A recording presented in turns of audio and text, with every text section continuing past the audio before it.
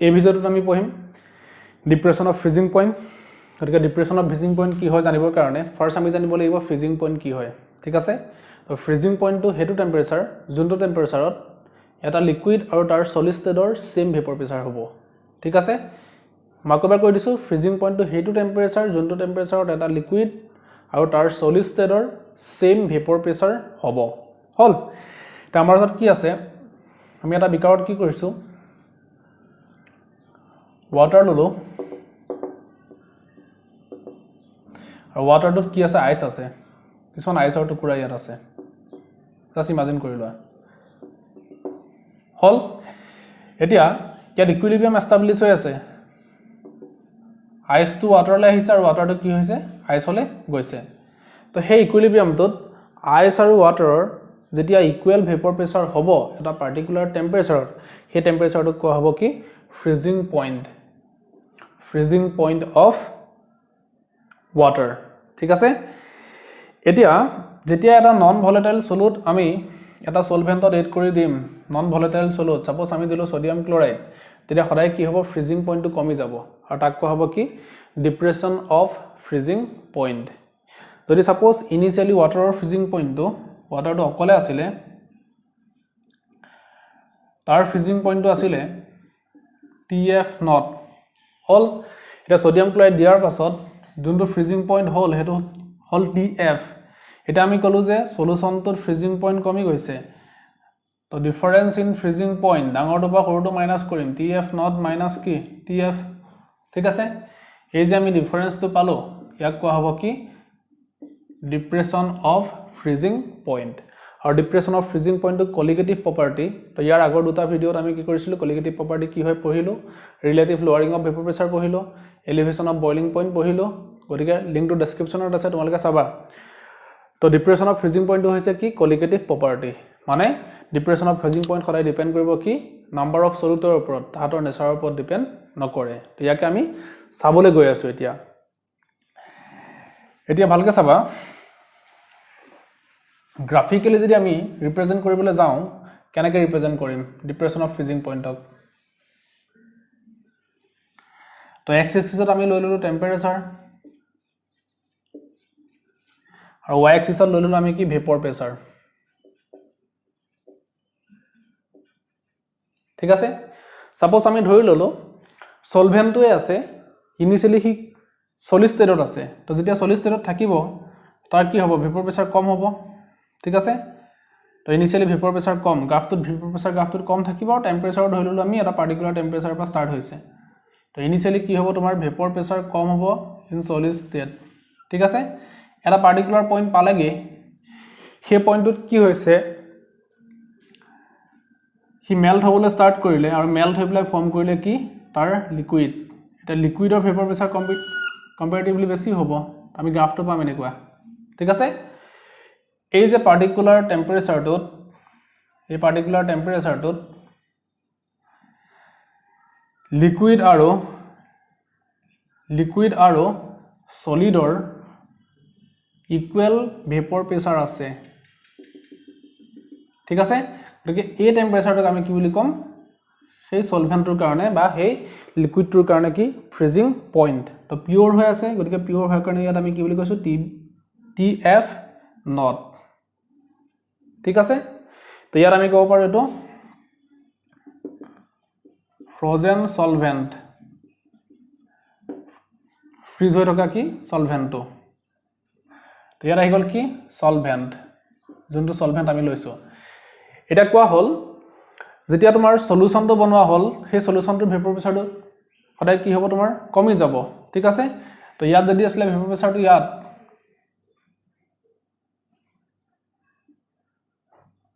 যদি আসলে তো গতিকে সলিউশনটো কি হ'ব তোমাৰ যোনটো ফ্ৰিজিং পইণ্ট সেই ফ্ৰিজিং পইণ্টটো কমিব তো ফ্ৰিজিং পইণ্টটো কমাৰ কাৰণে আলটিমেটলি গ্ৰাফটো পাম আমি ইয়াত এই পাৰ্টিকুলাৰ পইণ্টত ঠিক আছে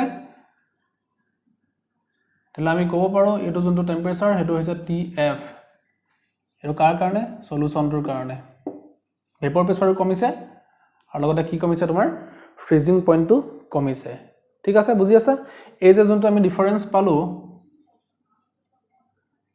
এই ডিফাৰেন্সটো কোৱা হ'ব কি ডিপ্ৰেছন অফ ফ্ৰিজিং পইণ্ট যাক কোৱা হৈছে ডেল্টা TF গতিকে আমি কি কৰিছো গ্ৰাফিক্যালি ৰিপ্ৰেজেন্ট কৰিছো সাপোজ মই কৈ দিলো এটো হৈছে A এটো B এটো C ঠিক আছে এটো হৈ গল তোমাৰ D এটো কি E পইণ্ট হল তো ইনিশিয়ালি কি হ'ব সলভেন্ট টু সলিড স্টেটত আছিলে ঠিক আছে সলিড স্টেটত থাকুতে এখানে আমি কৈছো ফ্ৰোজেন সলভেন্ট তো টেম্পাৰেচাৰ বহাইছো তাৰ ভেপৰ প্ৰেছাৰটো কি হৈছে বাঢ়িছে ঠিক আছে এটা পাৰ্টিকুলাৰ পইণ্ট পালেগে এই পইণ্টত কি হল কি মেল্ট হ'বলৈ ষ্টাৰ্ট কৰিছে এই পইণ্টত কি হল তোমাৰ লিকুইড আৰু লগতে ফ্ৰোজেন সলভেন্ট দুইটাৰে কি হৈছে ভেপৰ প্ৰেছাৰ ইকুৱেল হৈছে ঠিক আছে এই পাৰ্টিকুলাৰ আমি টেম্পাৰেচাৰটো কম যোনটো পিওৰ সলভেন্ট আছিল তাৰ ফ্ৰিজিং পইণ্ট হল এতিয়া তাতকে যদি আমি আৰু টেম্পাৰেচাৰ বঢ়াই যাওঁ আলটিমেটলি কি হ'ব ভেপৰ প্ৰেছাৰ আৰু বাঢ়িব গতে গ্ৰাফটো আমি এনেকৈ পাম ঠিক আছে সলিড আৰু লিকুইডৰ কাৰণে অলপ ডিফাৰেন্স থাকিব কিন্তু যেতিয়া এটা নন ভলেটাইল আমি সলিড এড কৰি দিম নন ভলেটাইল সলিড এড কৰি সলিউশনটো বনাওঁতে তাৰ ভেপৰ প্ৰেছাৰ সদায় কি হ'ব কমি যাব আগতে ভেপৰ প্ৰেছাৰ আছিল ইয়াত ভেপৰ ইয়াৰ এবাৰ আহিলে ভেপৰ প্ৰেছাৰ ইয়াত ঠিক আছে এতিয়া আৰু লগতে ফ্ৰিজিং পইণ্ট কমিব গতে ফ্ৰিজিং পইণ্টটো আগতে আছিল তোমাৰ এই পাৰ্টিকুলাৰ টেম্পাৰেচাৰত এবাৰ আহি ফ্ৰিজিং পইণ্টটো হ'ল ইয়াত এই পাৰ্টিকুলাৰ টেম্পাৰেচাৰত TF এই যে আমি ডিফাৰেন্সটো পালো সেই ডিফাৰেন্সটো কোৱা হৈছে কি ডিপ্ৰেছন অফ ফ্ৰিজিং পইণ্ট হি এটা কলিগেটিভ প্ৰপাৰ্টি আৰু কলিগেটিভ প্ৰপাৰ্টি হোৱাৰ কাৰণে সদায় কি হ'ব তোমাৰ নাম্বাৰ অফ সলিড পাৰ্টিকুলাৰ ওপৰত ডিপেন্ড কৰিব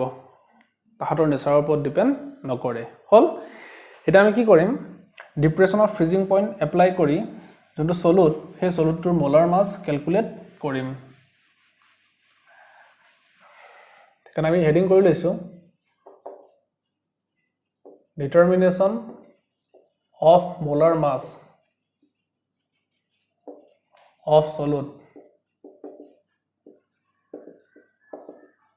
with the help of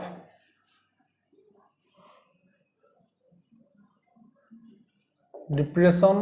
of freezing point ঠিক আছে চাই লব এতিয়া আমি কলো let TF not is freezing point of the pure solvent ঠিক আছে TF is freezing point of the solution so therefore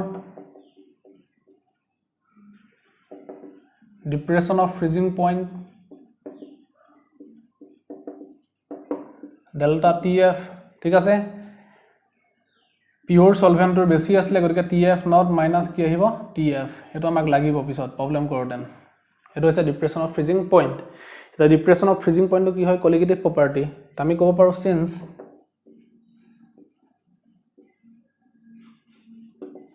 depression of freezing point is colligative property so therefore delta TF directly proportional to ki m মানে concentration উপৰত depend কৰিব নাম্বাৰস of সলিডৰ উপৰত depend কৰিব তো m equal to আমি কি বুলি কলো molality of the solution ঠিক আছে তো this implies delta TF equal to ইয়াত এটা কনস্ট্যান্ট দিব লাগিব কনস্ট্যান্টটো হৈছে কি KF into m আমি ক'ব পাৰো KF is molal freezing point depression constant তো এলিভেশন অফ বয়লিং পইণ্টত আমি পাইছিলো KB ইয়াত আমি কৈছো KF তো ইয়াক কোৱা হৈছে মোলাল ফ্ৰিজিং পইণ্ট ডিপ্ৰেছন কনস্ট্যান্ট তো বেলেগ বেলেগ সলভেন্টৰ কাৰণে সদায় কি হ'ব ইয়াৰ ভ্যালু বেলেগ বেলেগ হ'ব ঠিক আছে তো এখিনি লিখি ল'ব পাৰা তোমালোকে তো নেক্সট আমি এটা কি কৰিম চাবা ভালকে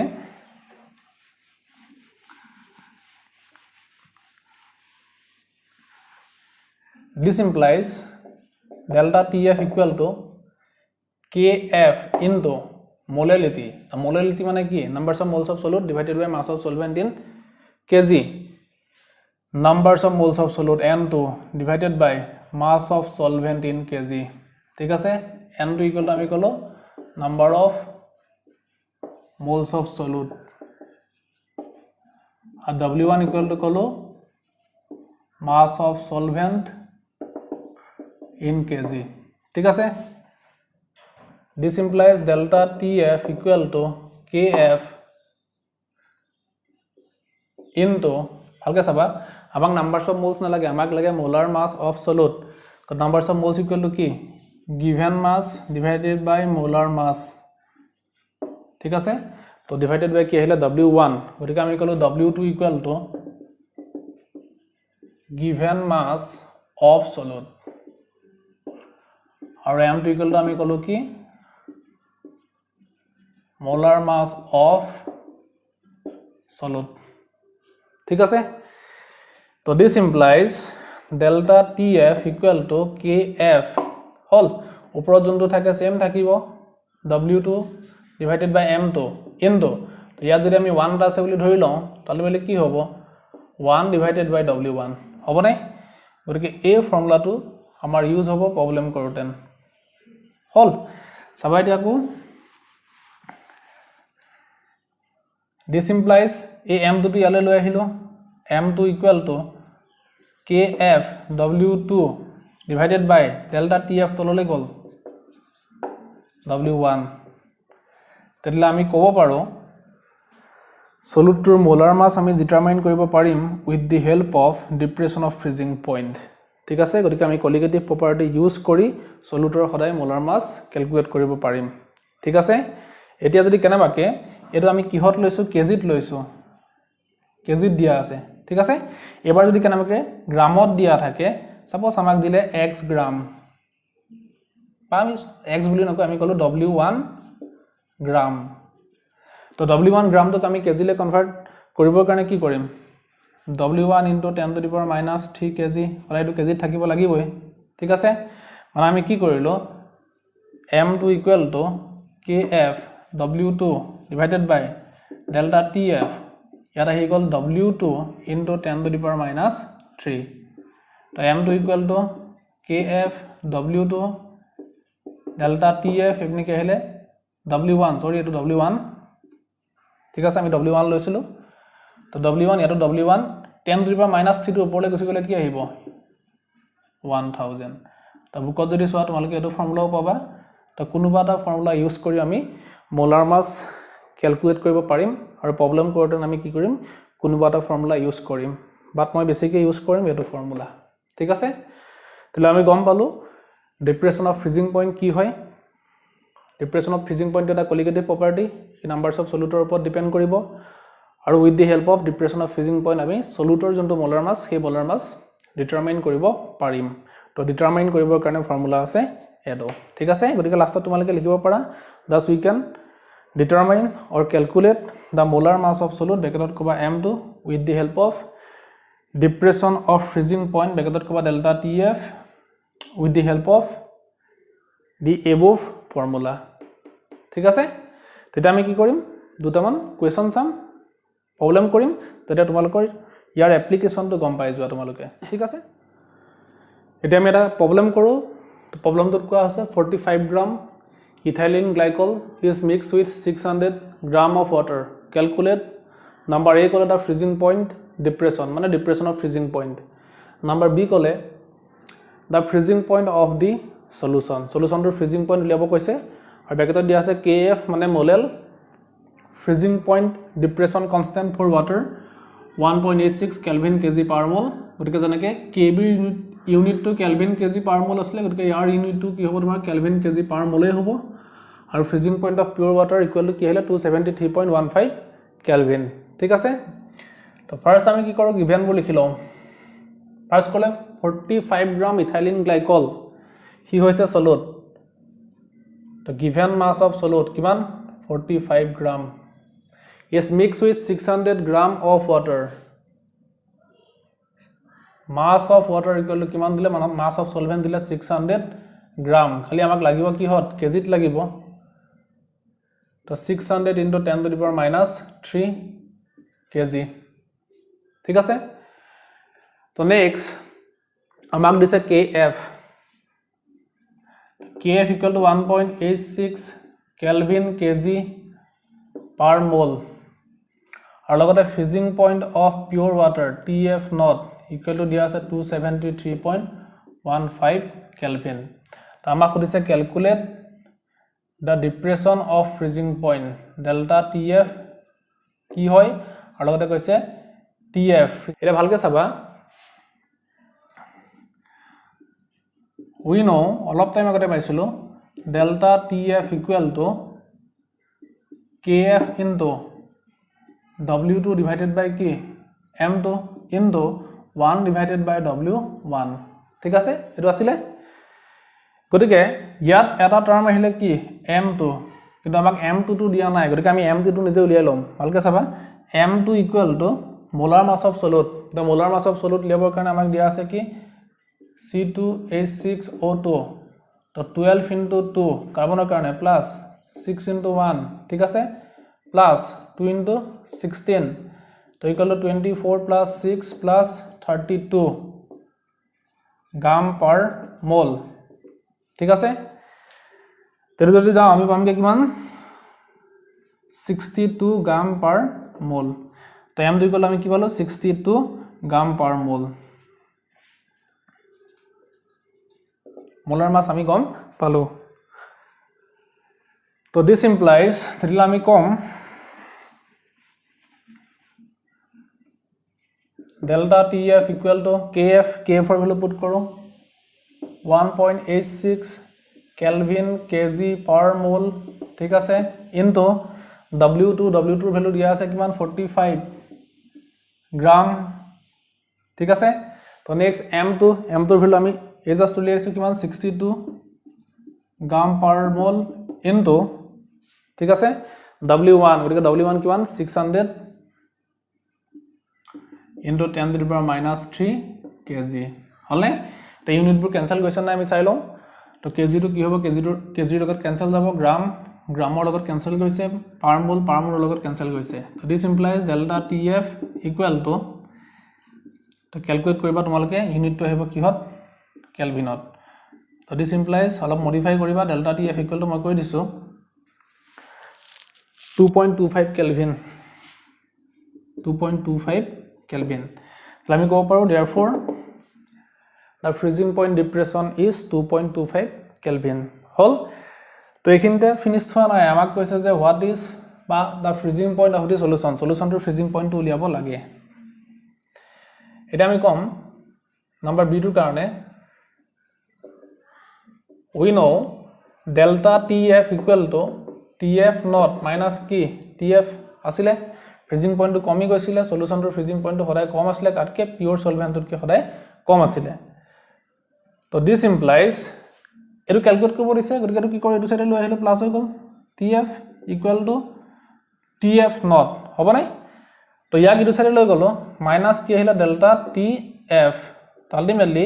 ইয়াত কৈছে 273.15 কেলভিন মাইনাস তো ডেল্টা TF এর ভ্যালু আমি ক্যালকুলেট কৰিছো কিমান 2.25 কেলভিন মানে তোমালকে মাইনাস কৰিবা মই মাইনাস কৰি থাকো টাইম ওয়েস্ট হ'ব আৰু এটো কৰিলে তোমালকে আনসার পাবাগে 270.90 কেলভিন ঠিক আছে এটা তলত আমি কি কৰিম কনক্লুজনটো লিখি দিম তো therefore the freezing point of the solution is 270.90 kelvin ঠিক আছে গতিকে আমি এটা প্ৰবলেম কৰিলো প্ৰবলেম কৰি যোনটো ফৰ্মুলা পাইছিলো তাৰ এপ্লিকেশন গম পালো কেনেকৈ আমি depression of freezing point calculate কৰিব পাৰিম আৰু প্লাস লগতে সলিউশনটো যোনটো ফ্ৰিজিং পইণ্ট হেতু আমি কেনেকৈ ডিটাৰমাইন কৰিব পাৰিম ঠিক আছে এটা নেক্সট আৰু এটা কোৱেশ্চন কৰিছো আৰু কোৱেশ্চনটোত কৈছে addition of 0.643 gram of a compound to 50 ml of benzene ব্যাকেটত দিয়া আছে density 0.879 gram per ml lowers the freezing point from 5.51 degree Celsius to 5.03 degree Celsius. Prustap di koisa if KF for benzene is 5.12 Kelvin kg per mole, calculate the molar mass of the compound. ঠিক আছে তো first আমি কি করব given বলি লিখিলাম given addition of 0.643 gram of a compound মানে W2 equal to কি 0.643 গ্ৰাম two 50 ml of benzene কিন্তু আমি জানো যে ডিপ্ৰেছনৰ ফ্ৰিজিং পইণ্টত ভলিউমৰ কাম নাই আমাক লাগিব কি মাছ অফ সলভেন্ট ঠিক আছে আমি ভলিউম বুলি কৈ ললো ভলিউম অফ সলভেন্ট মানে V1 ইকুৱেল টু কিমান দিয়া আছে 50 ml হলনে তো D1 ডেন্সিটি ইকুৱেল টু দিয়া আছে কিমান 0.879 গ্ৰাম পাৰ ml তো therefore W1 ইকুৱেল টু কি আহিব 50 ml ঠিক আছে তো density equal to mass by volume তো মাছ ইকুৱেল টু কি আহিব ভলিউম ইনটু ডেন্সিটি তো 50 ml into 0.879 gram per ml তো ml আৰু ml কেনসেল যাব এটো যদি তোমালকে মাল্টিপ্লাই কৰা তেতিয়া পাবা 43.95 ঠিক আছে গ্ৰামত থাকিব হল তো নেক্সট কৈছে lowers the freezing point from 5.51 degree Celsius to 5.03 degree Celsius মানে আমাক ক'লে যে যোনটো পিওৰ সলভেন্ট তাৰ ফ্ৰিজিং পইণ্টটো হৈছে 5.51 ডিগ্ৰী সেলসিয়াস কেলভিনত কনভাৰ্ট কৰো 5.51 প্লাস 273 কেলভিন প্লাস কৰিব নালাগে আলটিমেটলি ক্যান্সেলই যাব ঠিক আছে কেনেকৈ ক্যান্সেল যাব মই দেখাই আছো সলিউশনটোৰ যোনটো ফ্ৰিজিং পইণ্ট হেতু হল কিমান